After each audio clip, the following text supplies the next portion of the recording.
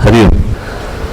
आता पहिल्यांदा मला तुम्हाला एक सांगायचं की 1577 अग्रलेखामधली फक्त जी दोन पहिली जी वाक्य येतात बापूंनी जी आपल्याला दिली, भक्तिभाव चैतन्य म्हणजे आपण स्वयं भगवानाचे होऊन राहणे व तो माझ्याबरोबर सदैव आहे ह्याची जाणीव बाळगणे, इथपासून आपले. आणि त्याच्यात म्हटलं की अर्थात खरेखुरं भगवत ज्ञान व खरेखुरे भगवत भान, इथपासून आपण खरं म्हणजे बोलायला सुरुवात केली. आणि ह्या सगळ्या अग्रलेखांमध्ये आज 1604 पर्यंतचा प्रत्येकाने अग्रलेख वाचला असेल. प्रवास पण दिलेला आहे. ह्याच्यामध्ये वाल्मिकीच्या बाबतीमध्ये बापूंनी काय दिले ते आलेलं आहे. 1602 1603 म्हणजे गीतेमधली जी उदाहरणं दिली आहेत की अगदी पाप्यातला पापी असेल त्याचा पण प्रवास कसा होतो का होतो, म्हणजे एक असा खूप प्रचंड मोठा स्पेक्ट्रम आहे. आणि म्हटलं की असा पाप्यातला पापी असेल श्रद्धावान बनला की तो कायम त्याच्याबरोबर राहतो म्हणून असंही सांगितलं. असा कम्प्लीट एक स्पेक्ट्रम कव्हर केला आहे. पण म्हणजेच काय की सर्वसामान्य एक साधारण श्रद्धावान म्हणून एक सुरुवात होते माणसाची, काम्य भक्तीने सुरुवात होते किंवा कशाने तरी सुरुवात होते, तो श्रद्धावान बनतो. आणि ही भक्तिभाव चैतन्याची प्रिन्सिपल्स अंगी भिनवतो अक्षरशः. म्हणजे असा एक त्याचा प्रवास होत जातो आणि मग पुढे पुढे पुढे पावलं पडत जातात.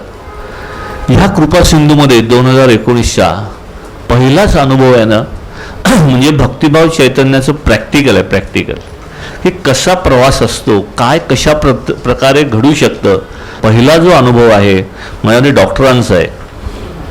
हे रिअल प्रॅक्टिकल आहे अक्षरशः भक्तिभाव चैतन्याचं. माझ्यामध्ये डॉक्टर सूर्यकांत सिंह पोळ अंधेरी त्यांचा अनुभव आहे. तिन्ही अनुभव त्यांनी ह्याच्यामध्ये दिलेत. एका अनुभवामध्ये 3 अनुभव आहेत. मी जस्ट त्याच्यातले 2 पॅरेग्राफ वाचून दाखवतो, काही काही महत्त्वाच्या गोष्टी वाचून दाखवतो आणि मग आपण अग्रलेखाला जाऊ की कशा प्रकारे एक श्रद्धावान म्हणजे एक्सपिरियन्स करतो जीवनामध्ये. पहिल्यांदा ते बोटीमधनं पडतात त्याच्याबद्दलचा त्यांचं हे आहे. ते सगळं थोडक्यात लिहितात. सर्वात महत्त्वाची गोष्ट म्हणजे हा माझा अपघात जेव्हा झाला त्या सुमारास खरं सांगायचं तर मी बापूंकडे येतही नव्हतो. फक्त एवढंच की मला सदानंद सिंह वर्तक नावाच्या श्रद्धावानाने संस्थेतर्फे होणाऱ्या एका उत्सवासाठी पास दिल्याने मी मागे तिथे एकदा येऊन बापूंचे दर्शन घेतले होते. माझा काही बापूंवर फारसा विश्वास नव्हता, पण अपघाती जरी हे चरण पाही त्यासी रक्षी संकटी.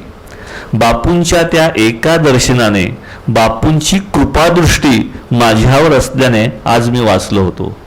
त्याची कृपादृष्टी कशा प्रकारे पोचते. आपण 1578 या अग्रलेखामध्ये ज्या दृष्टीबद्दल बोललो, डिटेल बोललो दृष्टीबद्दल, आणि साई सच्चरितामध्ये पण येतं की चुकून फक्त एकदा तसबिरीचं 4 वर्षापूर्वी दर्शन घेतलंय. काल आम्ही बोलत होतो बाळाबुवा सुतार त्यांच्या याच्याकरता की ते 4 वर्षापूर्वी साईनाथांची तसबीर बघतात आणि साईनाथ ओळख देतात त्यांना, अरे 4 वर्षापूर्वी तुझी आणि माझी ओळख आहे.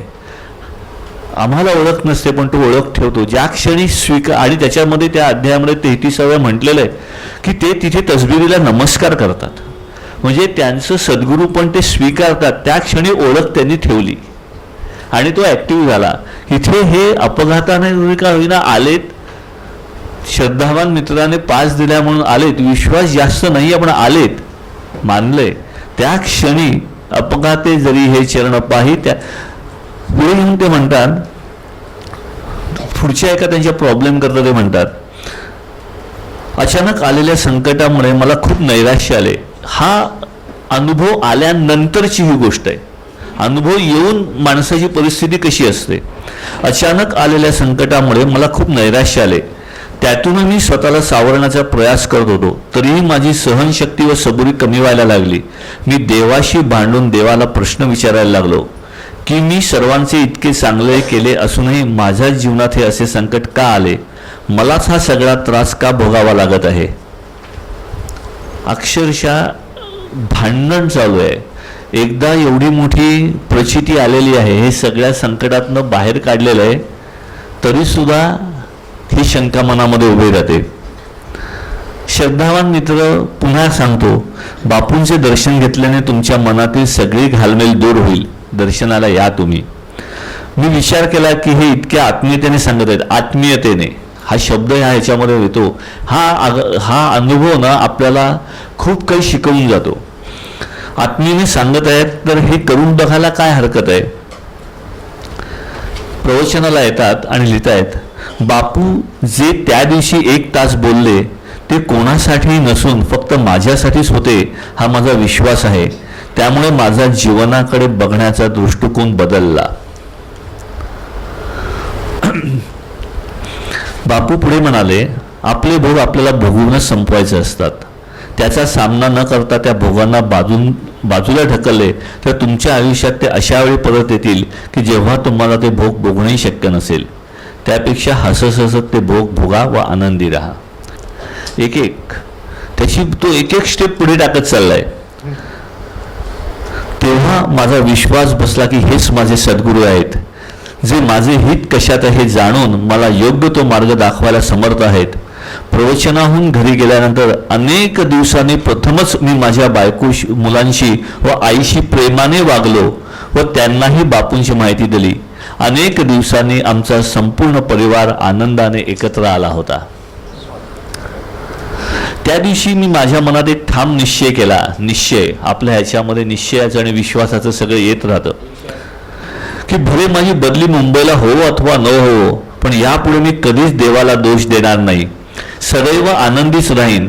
आजपासून मी एकटा नाही, तो माझ्या बरोबर आहे जाणीव ठेवायला लागते. तर माझ्याबरोबर माझे सद्गुरू बापू आहेतच ही विश्वासाची धारणा माझ्या मनात आली. थोडक्यात मी नखशिकांत बदललो होतो. लिहितायत बघा काय, आपला पहिल्या ग्रंथातला 2रा चरण आम्हाला बदलावं लागतं. स्वतः लिहितोय म्हणजे अक्षरशः भक्तिभाव चैतन्याचं प्रॅक्टिकल हा माणूस जगल्यासारखा अख्खा प्रवास आहे. किती महिन्यामध्ये? साधारण 8 ते 9 महिन्यामध्ये. 2002 मे मध्ये सुरुवात होते ते 2002च्या आत्ताचा जो 2रा अनुभव वाचला तो 2002 ऑक्टोबरचा आहे आणि 3रा अनुभव 2005चा आहे. पण मेन अनुभव जे पहिले येतात ते 2002चे 6, 7, 8 महिन्यातल्या ह्याच्यामधले आहेत की जो पूर्णपणे बदलला. मुलाच्या ॲक्सिडेंटमधनं मुलगा वाचतो आणि एंडला ते म्हणतात, त्या क्षणात मी जोरात ओरडलो, हे बापू. मी तिथेच बापूंना नमस्कार केला व म्हटले, बापू तुम्ही होतात पण आज माझा मुलगा वाचला. आपण सगळ्या ठिकाणी काय बघत गेलो, पहिल्या त्या अग्रलेखाने बोला, त्याच्याशी बोला. हा माणूस प्रत्येक ठिकाणी ना त्या अग्रलेखामध्ये दिलेली प्रत्येक गोष्ट प्रॅक्टिकली करतोय. आणि हे काय त्याने असं अग्रलेख समोर ठेवून लिहिलं असं नाही मला वाटत. हे असं प्रॅक्टिकल त्याचं येत गेलेलं आहे. आणि मग आपल्याला तो सगळ्यात महत्त्वाचा येतो की एका अग्रलेखामध्ये माझ्या इथून 3रा का 4था अग्रलेख आहे की त्याच्या लीला वाचणं, अनुभवणं हे पण भक्तिभाव चैतन्यच आहे. खरंच ह्या असे जर अनुभव वाचले नाहीत कृपा सिंधूचे तर आम्ही खूप मोठ्यानं एका ह्याला मुक्तो. म्हणजे भक्तिभाव चैतन्यात राहा, फक्त आपल्याला काही बाकी करायचं नाही. किती सहज आहे हे. ज्यावेळेला मी वाचतो तेव्हा ऐकणारा पहिला मी आहे. मी दुसऱ्यांना वाचवून दाखवू शकतो आणि हे अग्रलेख करायला खूप सोपे जातात ह्याच्यातनं. मी सगळे वाचलेत कारण की मी कृपा सिंधू क्लिअर करतो. प्रत्येक अनुभव मी स्वतः वाचलेला असतो म्हणून मला हा अनुभव माहिती आहे. प्रत्येक अनुभव मी वाचलेला असतो. येणारं प्रवचन मी वाचलेलं असतं. ह्या प्रवचनामध्ये पण ह्याच्यामध्ये आलेला एक अत्यंत महत्त्वाचा मुद्दा आपल्याला ह्या प्रवचनामधनं उचलायला लागणार आहे. आणि ह्याच्यामधले येणारे लेख मला दाखवायचं आहे काय की आपल्या हातामध्ये सगळा खजिना आहे. उतून चालला आहे खजिना, हे येतं ना कधी 19व्या अध्यायामध्ये ना 32व्या अध्यायामध्ये. देणे एक माझ्या सरकारचे, तयासी तुळे काय ते इतरांचे, अमर्यादास मर्यादेचे भूषण कैसे असावे. माझे सरकार ज्ञान्यावदे, मजलाच जोतो म्हणे दे दे. कोणी न माझ्या बोलासी लक्ष दे, एकही सुधे ऐकेना. उतून चालिला आहे खजिना, एकही कोणी गाड्या आणीना. खणा म्हणता कोणीही खणेना, प्रयत्न कोणा करवेना. पुढचं मी म्हणे तो पैका खणावा, गाड्यावारी लुटून न्यावा. खरा माईचा पूत असावा, तेनेच भरावा भांडार. हा एवढं सगळं उतरून चाललेलं आहे. बापूंचे परिश्रम हे लक्षात घ्यायचे. तो सगळ्यांकरता झटत राहतो. मला फक्त तुम्हाला कृपा सिंधूचं हे सांगायचं होतं की त्याच्या लीला, त्याचं जीवन, त्याचं आचरण, म्हणजे बघ कृष्ण आणि रामाचं हे जीवनाचा जेव्हा उल्लेख येतो तेव्हा त्यांच्या आचरण, त्यांचं अख्खं जीवन म्हणजेच ही त्यांची लीला आहे म्हणून एका अग्रलेखामध्ये येतं.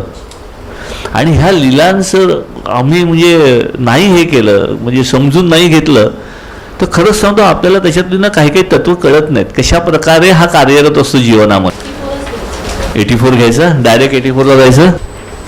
ह्या 84 मधलं ना पेज नंबर 3ला येतं. ह्यामुळे हे शुभदे सामान्य मानवाच्या जीवनात हा खरा मी आणि खोटा मी अगदी एकरूप झालेले असतात. भक्ती उपभोगांसाठी करायचे आणि भगवंताला उपाशी ठेवायचे आणि वेळ पडताच विसरून जायचे व गरज पडतात आठवायचे. ह्यामुळे खरा मी अर्थात रामस्य दासोस्म्यम ही भावना असणारा सुग्रीव कमजोर पडत राहतो.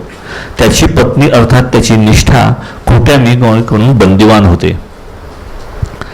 मग एका क्षणाला स्वयं भगवानाच्या अकारण कारुण्यामुळे, हा अंडरलाईन करा कोणाकडे अग्रलेख असेल तर, मग एका क्षणाला स्वयं भगवानाच्या अकारण कारुण्यामुळे महाप्राण हनुमंत सुग्रीवाला अर्थात ज्याचे कंठकूप चक्र थोडेफार तरी शुद्ध आहे, सुंदर आहे, अशा मानवी मनाच्या भागाला रामाकडे आणतो. अशा सुग्रीवाने रामाचे चरण पकडताच व तो सुग्रीव अनन्य शरणागत होताच स्वयं भगवान श्रीराम स्वतःच्या हाताने सुग्रीवाच्या गळ्यात मंत्रगजळाची माळ घालतो.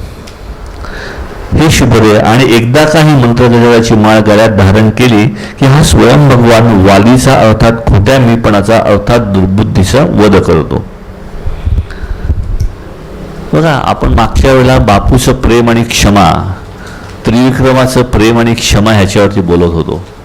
ह्याच्यातलं हे जे वाक्य आहे की महाप्राण हनुमंत सुग्रीवाला अर्थात ज्याचे कंठकूप चक्र थोडेफार तरी शुद्ध आहे, सुंदर आहे, अशा मानवी मनाच्या भागाला रामाकडे आणतो. त्या व्यक्तीला जावं नाही लागत, हे लक्षात घ्या. त्या व्यक्तीला रामाकडे जावं लागत नाही, राम त्याच्याकडे येतो. म्हणजे तो हनुमंत त्याला त्याच्या मनाला रामाकडे घेऊन येतो. बघा, सुग्रीवाची भेट पण कशी झाली आहे. रामाच्या अवतार कार्यामध्ये देताना प्रत्येक ठिकाणी राम तिथे गेलेला आहे, सुग्रीवाची भेट हनुमंतानेच घालून दिलेली आहे.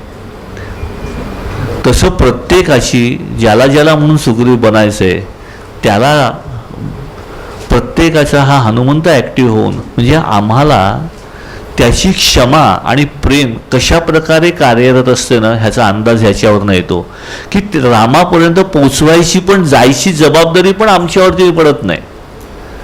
ही गोष्ट लक्षात घ्या. त्याच्याकडे त्याची करुणा आणि क्षमा कशा प्रकारे काम करते, आणि करुणा आणि क्षमा हे प्रेमाशिवाय येऊ शकत नाही. प्रेम आहे म्हणूनच त्याला करुणा आणि क्षमा आहे, हे त्याचे गुण आम्हाला समजून घ्यावे लागतात. आणि म्हणून आपण सगळ्या ठिकाणी हल्ली बोलतो, आपल्या मिटिंग्समध्ये पण बोलतो की आम्हाला ही क्षमा अंगीकारली पाहिजे, ही करुणा आम्हाला वाटली पाहिजे आपल्या श्रद्धावान मित्रांकरता. पुढे त्याचं काचं उत्तर पण पुढच्या अग्रलेखामध्ये येणार आहे. आज आपल्याला आपला अख्खा spectrum, what is my role, ह्या इथपर्यंत येऊन थांबायला लागणार आहे. पुढच्या याला जाऊया. रामाकडे जाण्याचा मार्ग रामनामच आहे. हां, रामनामच आहे. आपल्याला रामाकडे घेऊन. आणि पुढच्या एका अग्रलेखामध्ये येतं की वसुदेवाच्या ह्याच्यामध्ये की त्याने 4था पाऊल टाकायला पडल्याबरोबर तो नदी पार करून यमुना पार करतोय आणि हनुमंत बाहेर येतो. हे लक्षात ठेवायचं की सगळी ताकद देणारा शेवटी तो आहे. सो सव तव प्रताप रघुराई नाथ नकोचू मोरी प्रभुताई. आम्हाला मदत करणारा हनुमंत पण शेवटी त्याचं श्रेय कोणाला देतो, त्या रामालाच देतो. हे लक्षात ठेवायचं. श्रीराम.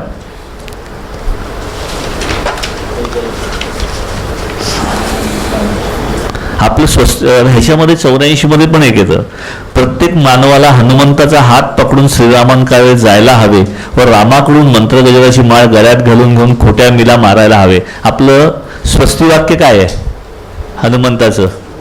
हा हनुमंत माझा मार्गदर्शक म्हणजे काय आणि माझे बोट धरून चालत आहे. Yes, that's it. म्हणजेच काय की किती जबाबदारी तो घेतो सगळी आपली प्रेमाने. श्रीराम नाही मी सांगतो ना, मी आज आत्ता निघता मी बापू वरती गेलो तेव्हा बापूंकडे होतो आणि बापू जेवायला बसले होते. हा पण होता. म्हटलं अरे पौरस निघायचं का? नाही म्हणतो माझं ना शेवटच्या अग्रलेखातले 2 पॅरेग्राफ व्हायचे राहिले, 5 मिनिटं थांबतो माझ्याकरता. बापूंना म्हणतो बापू एवढी मजा आली नाही सगळं बघताना म्हटलं. आणि मग मी पौरसला म्हटलं की पौरस अरे कसं, पौरस सांगत होता सगळं एकत्र वाचलं ना खूप मजा आली. It was his statement. सगळं एकत्र वाचलं. मी त्याला म्हटलं अरे ते सोडून दे, कुठलाही बाबांचा ग्रंथ काढ, कुठलंही प्रवचन काढ, कुठलंही अग्रलेख काढ, तो एकमेकांशी सुसंगतच असतो म्हटलं.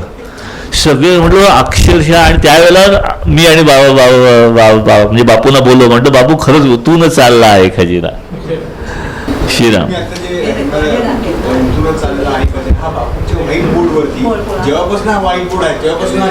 खरंच सांगतो.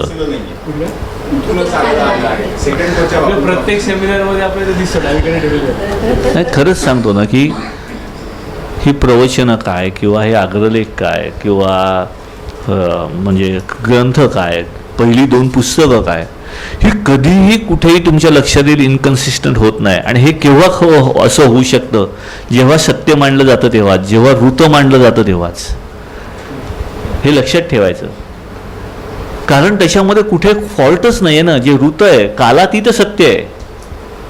आणि म्हणूनच ते सगळ्या कड्या एकमेकामध्ये कायम केव्हाही कुठेही काढा त्या एकमेकामध्ये बसतातच. आणि म्हणून जेव्हा वाक्य आलं की बाबा बापूंपासून आणि बापू भक्तीपासून कोणालाही वंचित ठेवता येणार नाही, तेव्हा अनेकांना पहिल्यांदा आश्चर्य वाटलं. म्हटलं नाही राजांना आश्चर्यचकित होऊ नका. 97-98 साली जेलमध्ये उपासना चालू झाल्या होत्या. त्यांना पंचशीलला बसायची परवानगी दिली होती, त्यांना डिस्टिंक्शन मिळालं होतं, त्यांनी कार्यक्रम पण सादर केला होता. मग जेलमध्ये कोण असतं? गुन्हेगारच असतात. तिथेही गुन्हेगारांचा कम्प्लीट स्पेक्ट्रम आहे. ज्याच्या हातनं खून झाला अशी व्यक्ती गाणं गात होती. खून झाला, एक चूक झाला आयुष्याचा नाश. रिअल प्रॅक्टिकल आपल्याला कळलं पाहिजे की हे भक्तिभाव चैतन्यामध्ये नुसतं पाऊल ठेवलं एक की तो 100 पावलं उतरतो नाही, 1000 पावलं उतरतो. मी ते सगळ्यांना सांगतो खूपच जास्त पार्शियल येतो, तो जास्त पायऱ्या उतरून येतो. सगळ्यात आपल्याला बापूंचं प्रेम, क्षमा आणि करुणा ह्याचं सर्वोत्तम साधं उदाहरण काय? असं एक क्युरिओसिटी म्हणून मी सांगतो. प्रेम पण आहे, क्षमा पण आहे, करुणा पण आहे. ह्या तिघांचा एकत्रित मिलाप असलेलं उदाहरण. अरे यार, बापूंचं प्रेम पण त्याच्यातनं आहे, अगदी वाहतं त्याच्यामध्ये. म्हणजे yes, it is because of his love and affection for us. Yes, सप्तिक्षम संवाद. स्वस्तिक्षम संवाद हे त्याच्या आमच्यावरती असलेल्या प्रेमातनंच येतो. ही त्याची आमच्याकरता असलेली करुणा पण आहे. आणि क्षमा कशी? ओके, 3 फॅसेट्स मला मान्य आहेत. 2 फॅसेट ओके.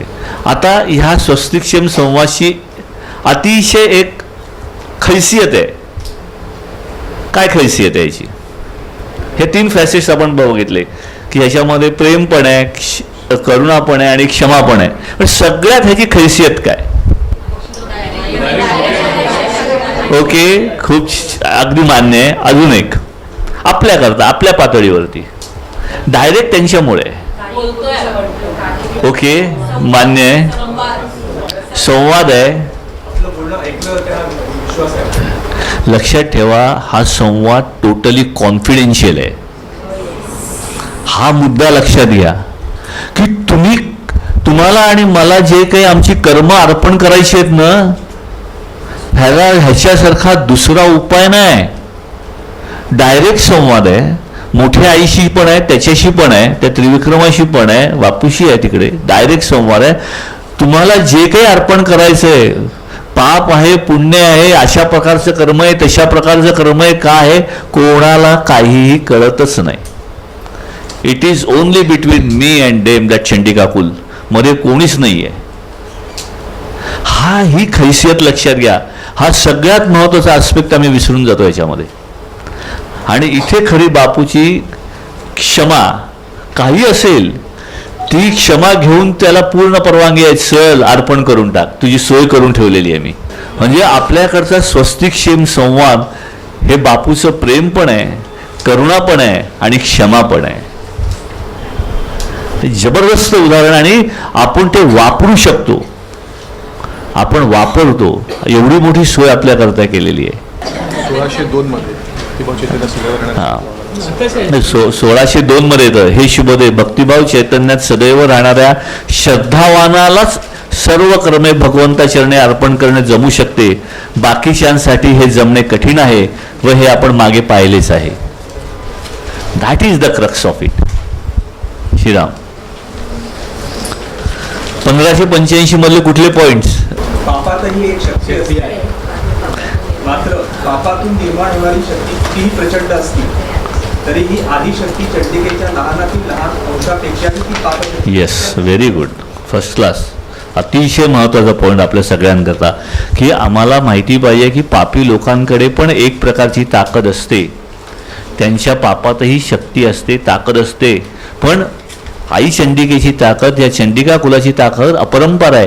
पण आम्ही जर भक्तिभाव चैतन्यात नसू, आम्ही भक्ती मार्गावरती नसू, तर त्यांची ताकद पण सर्वसामान्य माणसाला खूप भारी पडते, हे विसरायचं नाही. हे पण लक्षात ठेवा. हे पण उलटं तेवढंच खरं आहे. जेव्हा आम्ही म्हणतो आम्ही इथे पण नाही, आम्ही तिथे पण नाही, श्रद्धाहीनांच्या बाबतीमध्ये हा प्रॉब्लेम खूप येतो.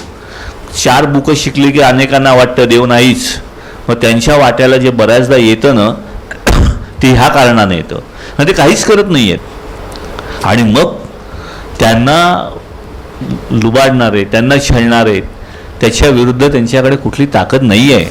कारण शेवटी पापातही एक शक्ती असते, हे विसरून नाही चालत.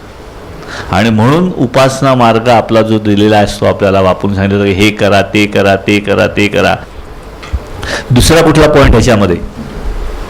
एक खूप महत्वाचं वाक्य ह्याच्यामध्ये येतं. मनुष्य किती सामान्य असो, स्वयं भगवान श्रीराम प्रत्यक्षात सुंदर वावरत नसो, सामान्य मानवाच्या जीवनातील राम लक्ष्मण निष्क्रिय अवस्थेत असो, त्या सामान्य मानवाला अगदी दुष्ट पातळात अर्थात श्रद्धावान समाजापासून अतिशय दूरप्रदेशात पाडलेले असो, तरी देखील हा महाप्राण हनुमंत कुठल्या ना कुठल्या मार्गाने त्या पातळात सुद्धा प्रवेश करतो. अर्थात त्या सामान्य मानवाच्या कानावर रामनाम, रामकथा, स्वयं भगवान मातृ. येस, श्रीराम. पण त्याच्या हे सगळं का करू शकतो तो वरती दिलंय, कामना देवीच्या वराचा परिणाम हनुमानवर अजिबात होत नाही. आणि मग आपल्याला कळतं पुढे रामचरित मानस आणि हनुमान चालिसेचं महत्त्व बापूंनी काय सांगितले बघ. 2 ह्याला का अतिशय महत्त्व आहे. हनुमान चालिसा नंतर आपल्याला पंचमुख हनुमत कवच का दिलेलं आहे? पंचमुख हनुमत कवच, तर त्याच्या नावातच कवच आहे. देवर्षी नारद म्हणाले, हळूहळू हे शुभदे किती प्रश्न विचारशील, पण मला माहीत आहे की तुझ्या मनातील प्रश्न हे भक्तिजीवी श्रद्धावानाचे असतात.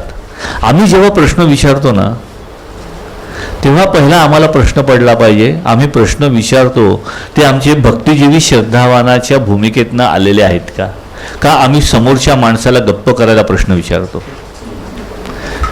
आम्ही काय करायचं, what is my role as a श्रद्धावान, मी ह्याच्यामध्ये तो काय करू शकतो ही तर महत्वाची गोष्ट आहेच, ते समजून घेणं आहेच. तो काय करू शकतो, तो हनुमंत काय करू शकतो, चंडिका कोगुल कसं काम करतं, पण माझा रोल काय, मला ह्या अग्रलेखांमधून माझा रोल पण शोधून काढायचा आहे. आपला रोल काय सगळ्यांचा, दॅट इज द वे. म्हणजे नाहीतर बापून हे का वाक्य टाकलं असतं, काहीतरी हेतू तर आहे.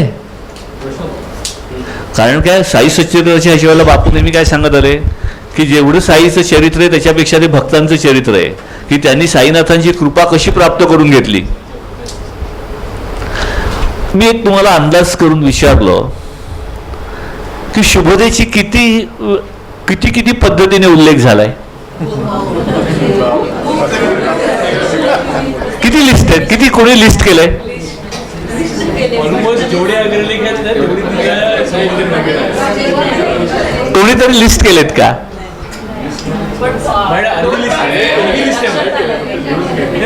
श्रीराम असं का केलं असेल मग? तो तिचा प्रवास आहे, कोणाचा? शुभदेचा आणि आपला. तो तिसरा प्रवास आहे तिचा प्रवास झालेला आहे. आणि माझा कसा असायला हवा ती जो माझ्याकडून घेते ते सगळं हे लक्षात ठेवा. तो प्रवास आपला आहे. हा आमचा प्रवास कसा असायला हवा. आम्ही पण सर्वसामान्यच भक्त आहोत. कोण मोठं नाही आणि कोण छोटं नाही. शुभरेचं जे वर्णन केलेलं आहे हे पवित्र शुभरेपासून जे चालू होतं ह्या तो प्रवास कसा आहे. तिचा प्रवास म्हणजे आमचा प्रवास आहे. कधीतरी आम्ही असेच होतो. म्हणजे आमचा प्रवास शेवटी कुठपर्यंत येऊन पोचायला पाहिजे. त्याच्यामुळे ही सगळी जी विशेषणं तिला लावलेली आहेत ही आमच्याकरता अतिशय महत्वाची आहेत. श्रीराम.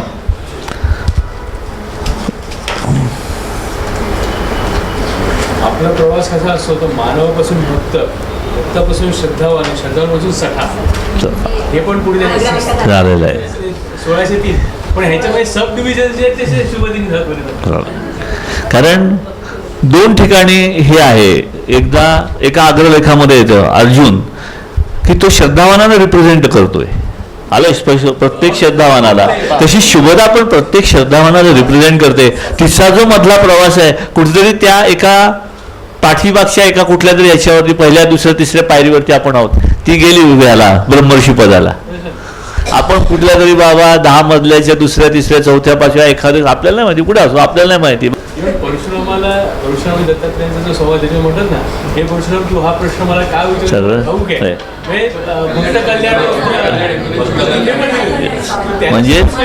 म्हणजेच आमचे प्रश्न हे अशा प्रकारे पुढे जायला हवे. कुठलाही प्रश्न आम्ही जेव्हा विचारतो त्याच्यामध्ये रिअली आपला हेतू असायला पाहिजे ट्रबल शूटिंग. सगळ्यांचे प्रश्न सुटण्याकरता प्रश्न विचारायला हवा. ही ज्या काही अडचणी उभ्या राहतात कार्यामध्ये त्या कार्यातल्या अडचणी बाजूला व्हाव्यात ह्याच्याकरताच प्रश्न विचारला जावा. अदरवाईज नाही. हेतू आपलं प्रॅक्टिकलच्या ह्याच्यामध्ये आपण म्हणतो ना कर्मफळाची अपेक्षा परमेश्वरी नियमाने, पण त्याच्यामागचा हेतू आणि कारण हे महत्त्वाचं असतं. हेतू काय, आम्ही कुठल्या हेतूने आणि कुठल्या कारणाकरता. आणि मध्ये एक प्रवचन बापूंचं जे आपण आपल्या ह्याच्यामध्ये येऊन त्याच्यामध्ये लिहिलं होतं की हेतू एक वेळ अशुद्ध असू शकेल पण त्याचं पाठीमागचं कारण नेहमी शुद्ध असतं. आणि मग वेस्टेड इंटरेस्टमध्ये येऊन हेतू अशुद्ध होतो. कधी कधी हेतू कधी अशुद्ध असू शकतो पण कारण कधी अशुद्ध असत नाही असं त्या ह्याच्यामध्ये बापूंच्या प्रवचनामध्ये होतं. एक महिन्यामध्ये जून जुलैचं प्रवचन होतं मागच्या वेळेस ह्याच्यामध्ये. हे लक्षात ठेवायचं. मग तेच म्हणूनच म्हटलं की प्रश्न कसे असावे आमचे. पुढचं ह्याच्यामध्ये 85 मध्ये अजून महत्वाची काय.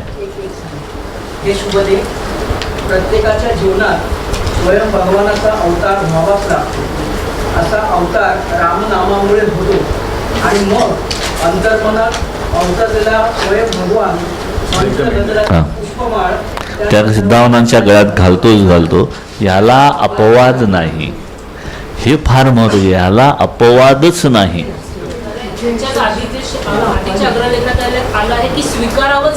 हो. हे जे आहे ना हा क्रक्स आहे ह्या सगळ्याचा. एकदा का पाऊल आम्ही टाकला, आम्ही ह्या भक्तिभाव चैतन्यामध्ये राहायचा प्रयास केला की सगळ्या गोष्टी सहज शक्य व्हायला लागतात. हे शुभदे स्वयं भगवानाचे केवळ अस्तित्व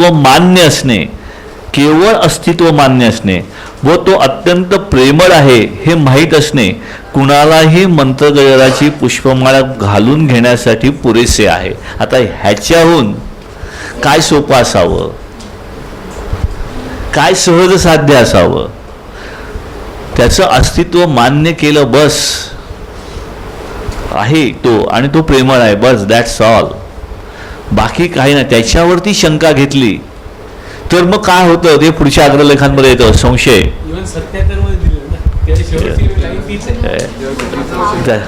येस. त्याच्यासारखे पाप नाही. पाप आहे. शिरा. हे जे सोपे पण आहे ते भक्ती योग आणि भक्ती मार्ग मधला जो डिफरन्स आहे ना त्या लेखामध्ये एकदम क्लिअर कट की रामनिद्रा लीलाच आहे ना. आणि याच्यामध्ये हेच आहे की हे जे सगळं आहे ते रामाने दिलेलं आज्ञा आहे हनुमंताला. हनुमंत काय म्हणतो, मी स्वतःहून नाही आलेलो होतो, राम आज्ञामुळेच आलेलो.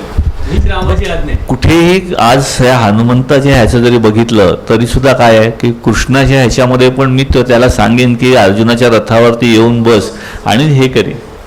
की प्रत्येक वेळा त्या रामनामाचं महत्त्व पटवल्याशिवाय कुठलीच गोष्ट घडत नाही, हे लक्षात ठेवायचं. आदिशेष पण तेच म्हणतात ना, माझं सहस्रशीर्ष रूप आहे काय, हे आहे का, लक्ष्मण आहे का, बलराम आहे. कसं आहे ना तसं मी त्या हिशोबानेच आहे. की संकट यायच्या आधीच त्या संकटाचा नाश करण्याकरता राम तिथे जाऊन पोचतो. संकट आलं, कोण आलं की मग कृष्ण येतो, यायच्या आधी हे आहे. पण म्हणजेच काय आहे की का रामाचं हे आहे, तो काही कुठली गोष्ट येऊनच देत नाही, पोचूनच देत नाही, हे त्या रामनामाचं महत्व आहे. तो तुमच्याकडे कुठली चुकीची गोष्ट पोचूनच देत नाही, ते रामनाम आधीच तिथे जातं आणि काम करून येतं. It is so protective. आणि म्हणून ते साई सच्चिदामध्ये ओवी पण येते ना, घरी मला वाच वाच, की रामनामाचं महत्व एवढं काय, सुदर्शन चक्र म्हणून येतं ना उल्लेख, सुदर्शन हे लक्षात ठेव की रामनामाचं महत्व एवढं. आणि म्हणून या अग्रलेखांमधनं सगळी तेच येत जातं. शेवटी त्याचं स्वरूप सांगताना कसं सांगितलं, चतुर्भुज राम, त्याच्यात सुदर्शन चक्र नाही. जेथे रामनामाचे गर्जन, फिरी तिथे विष्णूचे सुदर्शन, करी कोटी विघ्नांचे निर्दळन, दीन संरक्षण नाम हे. 19 अध्याय 186 ओवी लिहून द्या तुम्हाला पाहिजे तर. ते कसं आहे ना, हे आपल्याकडे सगळं पहिल्यापासून आहे पण नजरेत येत नाही. 19 अध्याय 186 श्रीराम. 1586 ला जायचं. सगळ्यांनी बोलायला पाहिजे, विचारांना दिशा मिळते ना. बापू नेहमी म्हणतात आपला आलेला विचार मांडायला शिकलं पाहिजे, असं गप्प नाही राहायचं. इथे कोण छोटा नाही, कोण मोठा नाही, आलं लक्षात. आणि सगळ्यांना प्रत्येकाला संधी मिळाली पाहिजे बोलायला. खरंच सगळेजण मनापासून अग्रलेख वाचतायत, मनापासून वाचतायत. श्रीराम.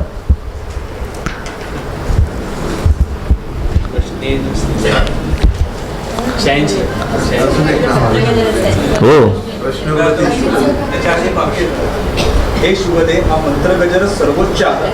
तो केवळ मुखाने म्हणत राहिले व त्या भगवानावर प्रेम केले की सर्व काही. येस, नुसतं करत राहायचं. त्याच्या पाठीमागचं सायन्स कसं, म्हणजे तिने प्रश्न विचारला, मंत्रगजर सर्वजण केवळ मुखाने म्हणत राहिले व त्या भगवानावर प्रेम केले की सर्व काही घडतेच.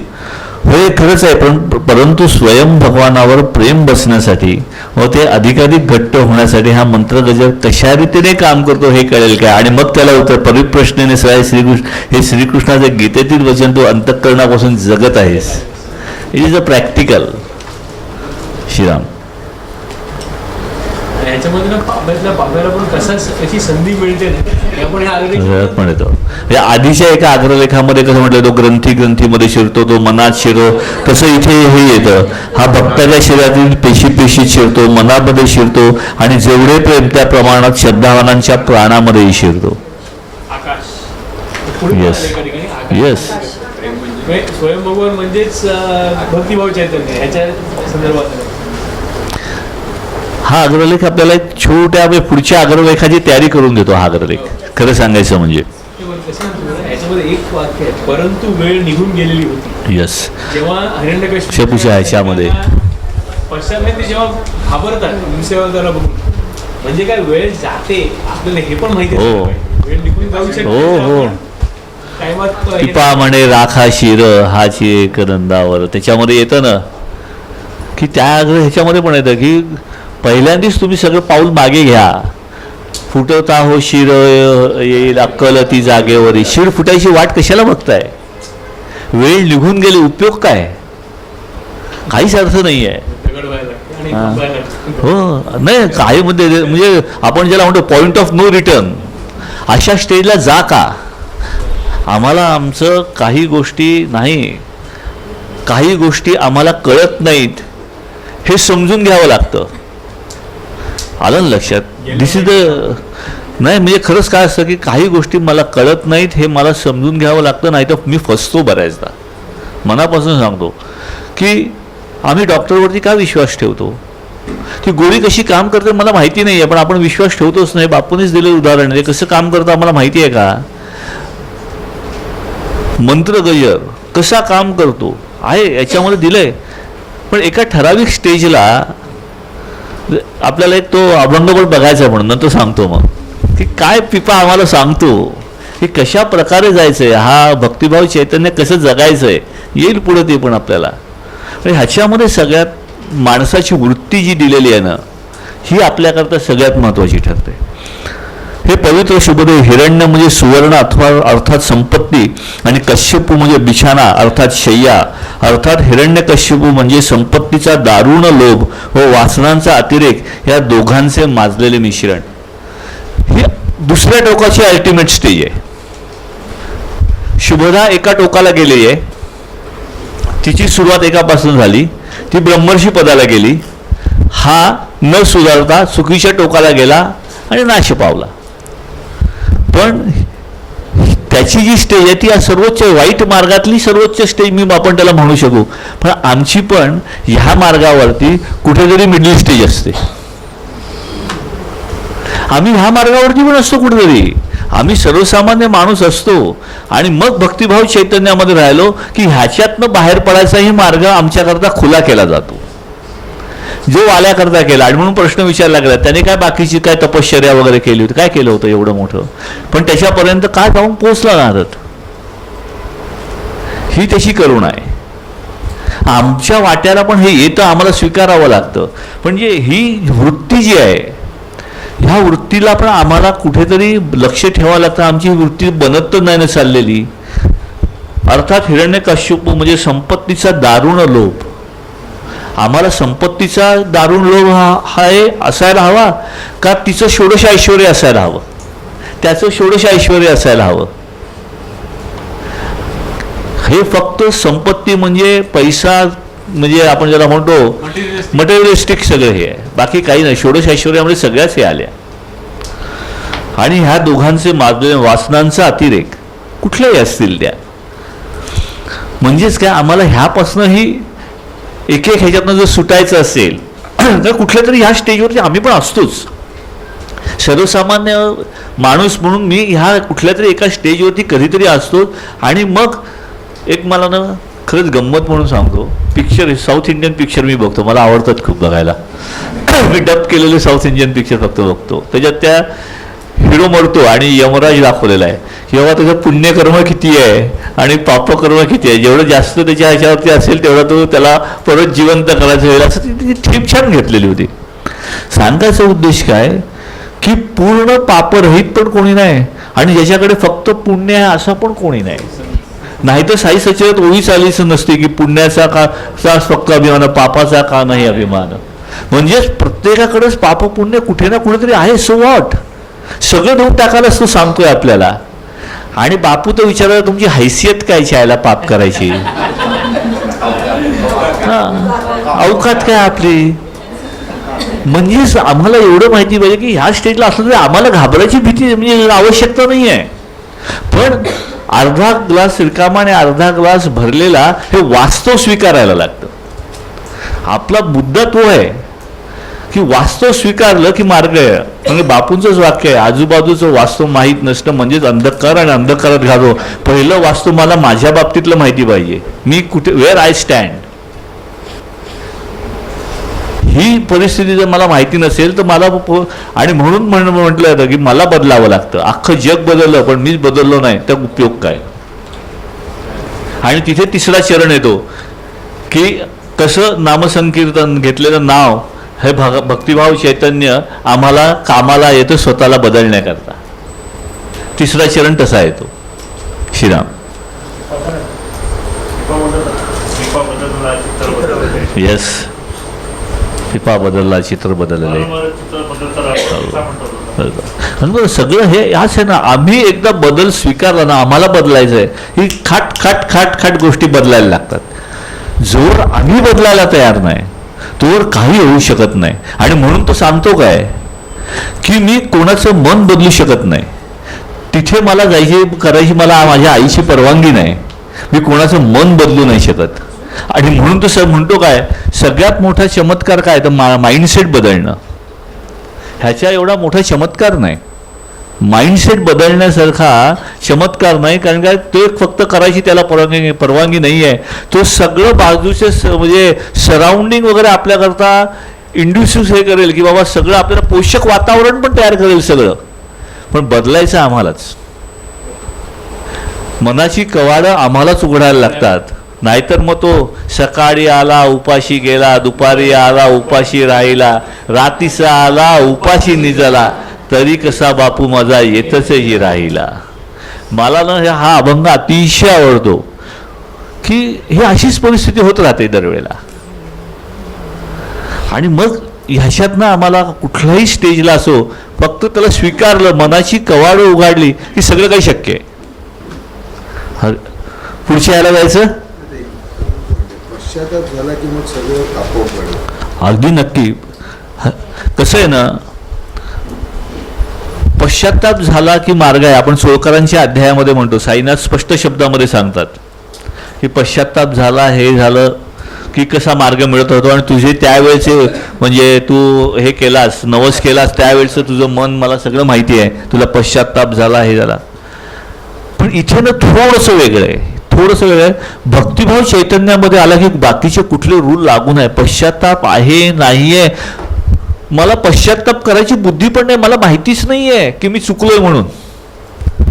एक असं धरून चाला की माझं आणि वैभवचं काहीतरी भांडण झालं, मी काहीतरी विचित्र गोष्ट करून बसलो आणि मला माहिती नाही माझी चूक आहे म्हणून. पण मला बाबा लीलाधरने बापूंकडे नेलं, मी बापूंच्या मार्गावरती आलो, मी भक्तिभाव चैतन्यामध्ये आलो की इथला नसलेला पश्चाताप असेल ना तरी सुद्धा इट विल गेट करेक्टेड, कारण तिथे सगळे नियम बदलले जातात. कारण का मला मी एखादी गोष्ट माझी चुकली आहे हे कळलं तर पश्चाताप आहे. आपल्या अनेक गोष्टी अशा आहेत की आम्हाला माहिती नाही आहे की आम्ही चुकलोय का काय केलंय. अनावधानाने गोष्टी, बापूंनी जी गोष्ट सांगितली की बाबा ती खराब झालेली भाजी मी टाकली, त्या टाकायला पाहिजे ती मी कोणाला तरी दिली, मला माहिती नाही. पश्चाताप करण्याचा प्रश्नच येत नाहीये. पश्चाताप केव्हा होऊ शकतो, जेव्हा मला काहीतरी चुकलं हे माहिती असेल तर. कधी कधी ही जाणीवच होत नाही. भक्तिभाव चैतन्य ह्याच्या वरती उठतं, ह्या नियमांच्या वरती उठतं ते असं की सगळ्या गोष्ट करेक्ट केली जाते at every level. That is the crux of it. भक्तिभाव चैतन्याचा सगळ्यात मोठा ॲडव्हान्टेज असा आहे की नोईंगली आणि अननोईंगली केलेल्या सगळ्या गोष्टींना पश्चाताप कुठे आहे. नोईंगली केलेल्या गोष्टींकरता पश्चाताप असू शकतो, अननोईंगली केलेल्या गोष्टींकरता पश्चाताप समजूच शकत नाही आपल्याला. आणि त्याच्यामुळे तो खरंच महत्त्वाचा पॉईंट आहे. पश्चाताप मला आला तर मला भक्तिभाव चैतन्यामध्ये जाण्याचा मार्ग अजून जास्त सुकर केला जाईल. बघ, आपण मातृवात्सल्य उपनिषद, मातृवात्सल्य विंदांमध्ये काय बघतो, काही राजांनी शुंभ निशुंभाचं हे मांडलिकत्व स्वीकारलंय ना, भीतीपोटी का होईना, आणि मग नंतर कंटिन्यू केलंय, फायदा दिसतो. हे लक्षात ठेवा. ह्या सैनिकांची पण परिस्थिती कशी आहे, एखाद्या वेळेस भीतीपोटी आहेत, काही जण त्यांच्या फायद्या करत आहेत. महिषासुराच्या जे दिले ना, महिषासुराला काही राजे मान्य झाले, मग त्यांनी असुर गुरूंकडनं त्यांना हा, दीक्षा. राक्षस पण. म्हणजेच काय की जिथे जिथे इथे ह्यांना पश्चाताप झाला नक्कीच मार्ग आहे, पण कुठल्या स्टेजला इथे सगळी हा स्वतः सांगतो की वेळ निघून गेली आहे. म्हणजे पश्चाताप व्हायची वेळ पण कुठली, म्हणजे इथे कपाळ मोक्ष झालाय. फुटता हो शिर अक्कल ती जागेवरी, शिर फुटल्यानंतर का होईना अक्कल आलेली आहे, पण मग मार्ग दिला. दोन मध्ये अवतार होऊन हा, हे लक्षात घ्या की काळ निघून जातो, भरपूर काळ निघून जातो. आणि बापू नेहमी सांगतात काय, मी मनापासून तुम्हाला सांगतो की ह्या जन्मातला काळ गेला तो प्रत्येक जन्माकरता गेलाच, हा काळ नाही परत मिळवता येणार आहे. एक वेळ ह्या जन्मात गेलेली व्यक्ती, माणूस आपल्या प्रेमाचं पुढच्या जन्मात भेटेल, पण ह्या जन्मात गेलेला काळ कायमचाच गेला, सगळ्या जन्मांकरताच गेलेला आहे. तो कशाकरताच आता वापरता येणार नाही आहे. ही काळाची महती आहे. आणि या काळाच्या ह्याच्याबद्दल पण आपल्याला पुढे बघायचं आहे, खूप महत्त्वाची गोष्ट येणार आहे. काल नदीचा येईल ना रेफरन्स तेव्हा, यमुना तिसरे पाऊल श्रीराम. खरंच सांगतो, रेफरन्स आलाय म्हणून सांगतो, तिथे आपल्याला भक्ताची 3 पावलं बघायला लागतात. तो भक्त आहे, तिथे त्रिविक्रमाची 3 पावलं नाही आहेत. भक्ताला 3 पावलं अशी टाकायला तो हनुमंत आत शिरतो. हे लक्षात ठेवा, ती भक्ताची 3 पावलं आहेत, ती काय करू शकतात. म्हणून आपण म्हटलं काय, अनुभव संकीर्तनामध्ये कोण ग्वाही देऊ शकतो, यस माझा बापू हे करेल. यस, एवढा आहे का आमचा विश्वास? आणि मग होतं बोला ह्याच्या फोटोशी, बोला ह्याच्याशी, काय तुमचा प्रश्न आहे, काय मुंबईला यायची आवश्यकता नाही, इथून बोला, तुमचा प्रश्न हलका नक्की होईल, ही ग्वाही द्यायची आज आमची ताकद आहे का? श्रीराम, असं असायला लागतं. हे असलं की गोष्टी खूप सुकर होत जातात. तिथे आपल्याला भक्ताची 3 पावलं पण बघायची. श्रीराम.